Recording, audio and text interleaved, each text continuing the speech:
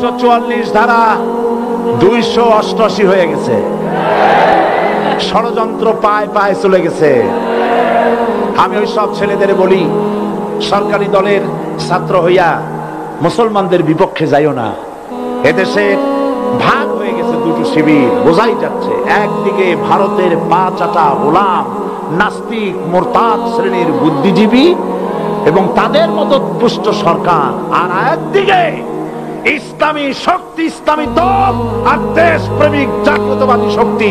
একদিকে হিমালয় পাহাড় আর একদিকে সূচো ইঁদুর। আল্লাহ বিজয় দেবে মুসলমানদের। কাদের বিজয় হবে? বাংলাদেশে কোরআনের রাজ কায়েম হোক, তাকে আপনারা চান? কারা কারা চান তো হাত উঁচু করে দেখান। দাঁড়াবেন না, দাঁড়াবেন না।